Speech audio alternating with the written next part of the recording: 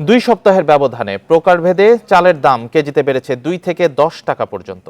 মিল মালিকদের দাবি, ধান সংকট ও ধানের দাম বেশি হওয়ার কারণে চালের দাম কিছুটা বেড়েছে।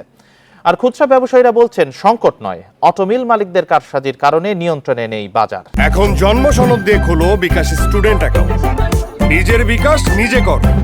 এ বিষয়ে আরো জানাতে কুষ্টিয়া থেকে যোগ দিয়েছেন সহকর্মী মিলনুল্লাহ। কুষ্টিয়ায় ধান চালের উৎপাদন এবং সরবরাহ কেমন দেখছেন? দামের কি অবস্থা? বিক্রেতারা কি বলছেন দরদাম নিয়ে? আসলে এখন পর্যন্ত উৎপাদন এবং সরবরাহের কথা যদি আমি বলি, তাহলে কিন্তু এই উৎপাদনের কোনো ঘাটতি আমরা পাইনি এবং বাজারে যে চালের কোনো ঘাটতি আছে এরকমও কোনো খবর কিন্তু আমাদের কাছে নেই।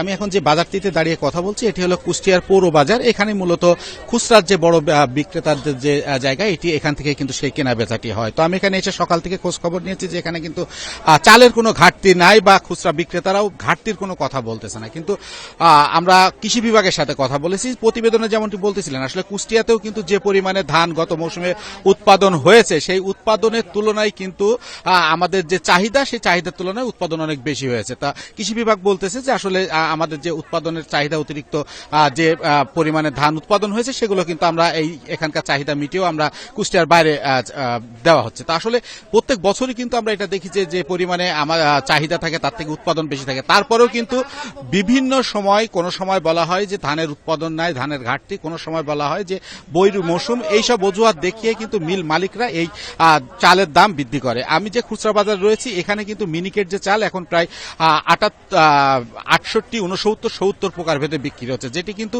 ঈদের আগেও এটি কমে 60-62 টাকাতে ছিল। কিন্তু তখন আমরা মিল মালিকদের সাথে কথা বলেছিলাম, তখন তারা বলেছিল যে এখন যে মৌসুম, এই মৌসুমটি সেই চিকন চাল, মানে মিনিকেট নামে বাজারে যেটি পরিচিত, সেই চালের মৌসুম, যার কারণে কিন্তু চালের দাম নিম্নমুখী হবে এবং সামনের দিকে আরো নিম্নমুখী যাবে। কিন্তু আমরা দেখেছি যে 15-20 দিন পার না হতে হতেই কিন্তু চালের যে বাজার, সেটা আবার উপরের দিকে গেছে। খুচরা বিক্রেতারা যেটা বলছে যে এখন যদি এইটা মনিটরিংটা ঠিক মতো না করা হয়, তাহলে কিন্তু চালের যে বাজার, তার লাগাম টেনে ধরা খুবই কঠিন কাজ হয়ে দাঁড়াবে। তো আসলে আমরা যেটি খোঁজ খবর নিয়ে জেনেছি যে যেদিন থেকে আসলে এই চাল মিল মালিকরা সিন্ডিকেটের সাথে জড়িত বা এরা এই সমিতির মাধ্যমে যখন থেকে ব্যবসা পরিচালনা শুরু করেছে, তারপরের থেকে কিন্তু এই তারা অনেকটাই আর কি লাগামহীন ঘোড়ার মতো দৌড়াচ্ছে এবং এদের যেন নিয়ন্ত্রণের বাইরে চলে যাচ্ছে। আমি আপনাকে একটা কথা বলে রাখি যে সেটা হলো যে আমরা যখনই মিল গেটে যাই, মিলারদের সাথে কথা বলতে যাই, এখন কিন্তু তারা আমাদেরকে এড়িয়ে চলে, তারা প্রকৃত কারণও আমাদেরকে তারা বলতে চায় না এবং তারা কিন্তু এক প্রকার এড়িয়ে যায় এবং তারা সাংবাদিকদের সাথে কথা বলতে চায় না যে কি কারণে এই চালের দাম বাড়ছে।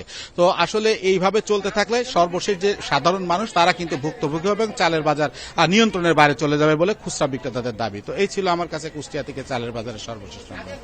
আশা করি প্রশাসন দ্রুত এই বিষয়ে ব্যবস্থা নেবে। কুষ্টিয়া থেকে চালের বাজার নিয়ে জানাচ্ছিলেন সহকর্মী মিলনুল্লাহ।